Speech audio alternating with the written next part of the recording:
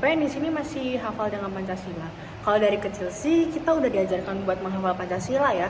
Tapi pertanyaannya, apakah di kehidupan sekarang kita berdampingan dengan Pancasila atau hanya dihafal saja? Selamat datang di Ketika Pancasila Hanya Jadi Kata. Saya, Nanda bersama kelompok 6A akan membongkar realitas pahit bagaimana ideologi kita berubah jadi simbol kosong. Teman-teman, coba kita lihat ironi ini. Setiap upacara, kita berdiri khidmat mendengar Pancasila. Di setiap ruang kelas, kantor pemerintah, Pancasila terpampang di dinding. Tetapi, di jalanan, di media sosial, kita melihat apa? Yang terjadi adalah gap besar antara idealisme dan realitas. Pancasila itu manis di kertas, tapi pahit di lapangan. Kita akan bedah satu persatu bagaimana setiap sila dilanggar dalam keseharian kita. Sila pertama membahas tentang toleransi beragama, tapi realitanya kita banyak melihat penolakan pembangunan tempat ibadah, sweeping hari raya tertentu, dan juga mengatasnamakan agama untuk tindakan intoleransi. Sila kedua tentang kemanusiaan.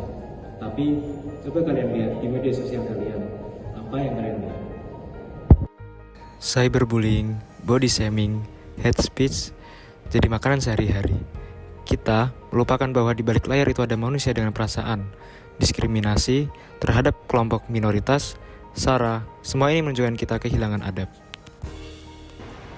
Sila ketiga, persatuan Indonesia. Seharusnya sila ketiga bisa membuat kita semua bersatu. Tapi kenyataannya, politik identitas memecah belah kita semua. SARA juga bisa menimbulkan pecah belah kita. Selanjutnya, hoax dan disinformasi juga membuat kita menjadi polarisasi ekstrim. Dan pada akhirnya kita akan selalu setuju pada yang idenya sama dengan kita, tapi kita juga akan langsung menjadi musuh ketika ada orang yang idenya beda dengan kita. Selanjutnya, sila keempat ada demokrasi yang bijaksana. Tapi realitanya, seperti nepotisme, korupsi, dan money politik itu mulai dinormalisasikan oleh pihak-pihak yang tidak berwenang dan mulai disalahgunakan. Musyawarah untuk mufakat lebih sering jadi ajang kepentingan segelintir orang, bukan untuk kebanyakan masyarakat. Dan kelima, keadilan sosial. Tapi kesenjangan ekonomi kita makin melebar. Yang kaya makin kaya, yang miskin malah makin miskin, bahkan hingga terpuruk. Eksploitasi buruh, upah tidak layak, akses pendidikan dan kesehatan yang timpang. Keadilan sosial masih jadi mimpi bagi jutaan rakyat Indonesia. Oke, setelah kita lihat masalahnya, sekarang pertanyaannya, kenapa ini bisa terjadi dan apa yang salah? Yang pertama, sistem pendidikan kita. Kita hanya menghafalkan Pancasila, kita tidak menghayatinya. Kita hanya tahu teksnya, tapi kita tidak tahu makna sebenarnya dari Pancasila. Tidak ada diskusi kritis dan juga tidak ada penerapan dalam kehidupan nyata.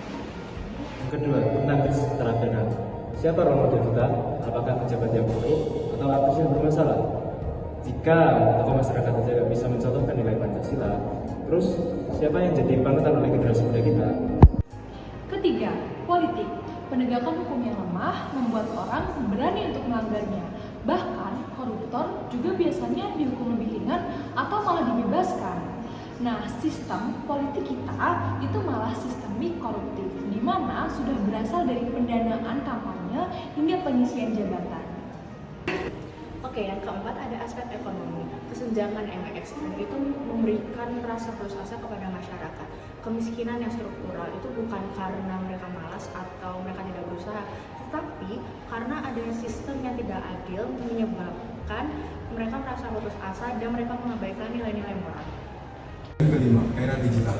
Algoritma media sosial menciptakan echo chamber. Kita cuma lihat konten yang sesuai pandangan kita, makin ekstrim dan makin tutup. Disinformasi menyebar lebih cepat daripada kebenaran, dan toxic online culture sudah jadi normal. Kalau dibiarkan terus, apa yang akan terjadi? Pertama, disintegrasi bangsa. Kita terpecah belah berdasarkan agama, suku, dan golongan. Bhinneka Tunggal Ika cuma jadi slogan kosong. Kedua, kita sudah mulai kehilangan jati diri nasional. generasi muda sekarang sudah tidak lagi bangga jadi Indonesia. Malahan mereka lebih bangga pada budaya asing ketimbang budaya sendiri. Dan ketiga, krisis moral generasi muda. Ketika role model kita rusak dan ketika sistem tidak adil, bagaimana kita mau menciptakan generasi muda yang berintegritas? Oke guys, sudah cukup kita bahasnya. Sekarang solusinya apa? Karena dari tadi kita ngomong, tapi tidak ada solusinya juga sama aja, bohong. Mulai dari diri sendiri, internalisasi nilai-nilai Pancasila dalam kehidupan sehari-hari jadi teladan sekecil apapun. Misalnya, hormati perbedaan agama di lingkungan kita. Jangan ikut sebarkan hoax atau hate speech. Dukung UMKM lokal dan membantu sesama. Yang terakhir, jadi suara yang membangun, bukan yang merusak. Reformasi pendidikan Pancasila. Jangan cuma hafalan, tapi juga pembelajaran kontekstual. Seperti gunakan studi kasus dalam kehidupan sehari-hari.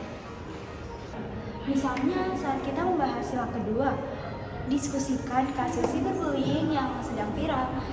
Dan saat bahas sila kelima, analisis kesenjangan ekonomi yang ada di sekitar kita. Bikin Pancasila relevan. Negara harus tegas, koruptor harus dihukum berat, dan pelanggar HAM harus ditindak. Kebijakan ekonomi yang adil dan merata.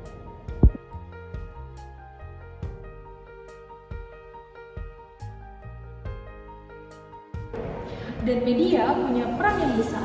Tingkatkan literasi digital masyarakat dan kampanye positif Pancasila.